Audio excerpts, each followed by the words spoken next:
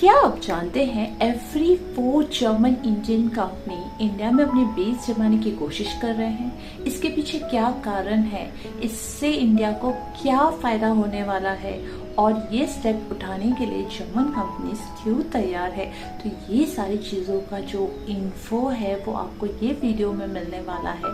So yes, इस video को and तक जरूर देखिए। सो नेक्स्ट 10 मिनट्स में आपको ये सारी वीडियो का इन्फॉर्मेशन मिलने वाला है। सो वीडियो स्किप ना कीजिए और सबसे इम्पोर्टेंट चीज, अगर आपने वीडियो को लाइक शेयर एंड सब्सक्राइब नहीं किया है तो कर दीजिए, बिकॉज ये वीडियो आपको बहुत ज्यादा इन्फॉर्मेशन देने वाला है। और अपने फ्रेंड्स के साथ जरूर शेयर कीजिए, बिकॉज ये वीडियो से आपको सारी इन्फॉर्मेशन ऑन टाइम मिलने वाली है। So don't miss it.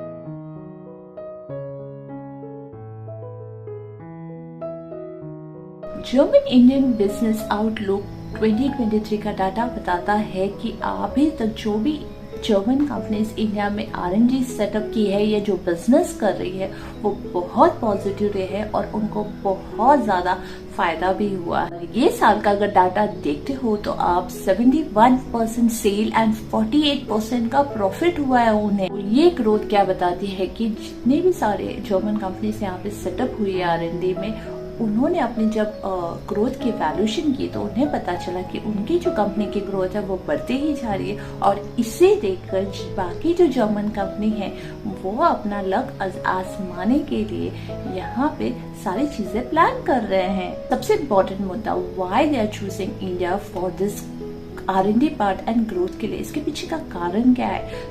इसके पीछे का कारण है 6 इम्पोर्टेंट फैक्टर्स जिससे इंडिया बहुत इम्पोर्टेंट पार्टिसिपेंट बन रहा है फॉर दिस पार्ट।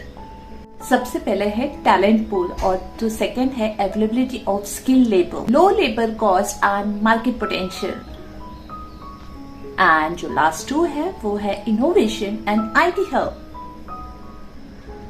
तो सबसे पहला मुद्दा है टैलेंट हब। अगर आप देखोगे कि जर्मन कंपनीज जब भी रिक्रूटमेंट करती है तो बहुत सारे इंडियंस जर्मनी जाते हैं एंड दे गेट, वहाँ पे एम्प्लॉयमेंट मिलती है। इसका कारण ये है कि यहाँ के जो बंदे हैं, जो भी इंजीनियरिंग एंड साइंस के प्रोफेशनल्स है, दे आर वेरी स्किल्ड, जिसकी मान जर्मनी में तो है ही। अब जर्मन कंपनीज को लग रहा है कि जब यहाँ पे इतने स्किल्ड वर्कर्स है, so why shouldn't be setup R&D here, जहां से इजीली उनको रिक्रूटमेंट कर सकते हैं एंड उनकी इनोवेशन एंड टेक्नोलॉजी बहुत आगे जा सकती है। नेक्स्ट इम्पोर्टेंट फैक्टर है वो है कॉस्ट इफेक्टिव, यानी बाकी कंट्री के कंपैरिजन में अगर आप इंडिया की कंपैरिजन की जाए तो यहाँ पे जो लेबर कॉस्ट है एंड ऑपरेशनल कॉस्ट है बहुत इफेक्टिव है, बिजनेस के लिए बहुत फायदा होता है। सो ये एक इम्पॉर्टेंट फैक्टर है यहाँ पे बिजनेस या R&D सेटअप करने के लिए। थर्ड इम्पॉर्टेंट फैक्टर है मार्केट पोटेंशियल। जैसे कि यहाँ की आपको पता है पॉपुलेशन बहुत ज्यादा है, तो बहुत सारे नीड्स है, बहुत सारे डिमांड्स है। So they are getting a big market to explore according to their needs.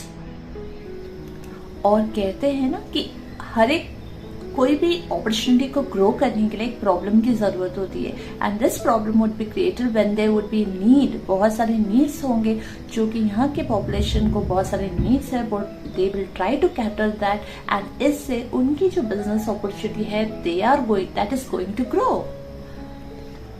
और ये बात किसी से छुपी नहीं है कि इंडिया जो है एक इनोवेशन हब है। इनोवेशन हब का मतलब होता है कि यहाँ पे कुछ ना कुछ हर टाइम बहुत सारे रिसर्च होती है, चाहे वो एग्रीकल्चर फील्ड हो या इंजीनियरिंग फील्ड हो या साइंस की फील्ड हो।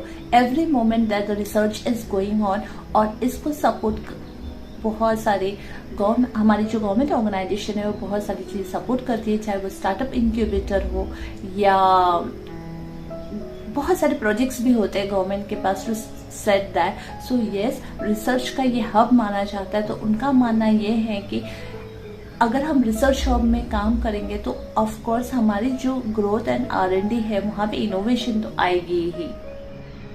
नाउ लास्ट जो है वो है easy access to IT hub. Easy access to IT hub मतलब India is known for is software culture, मतलब इजीली आप कोई भी चीज आईटी फर्म में इलॉबरेट कर सकते हो, कोलैबोरेट कर सकते हो, सो एवरीथिंग इज देयर।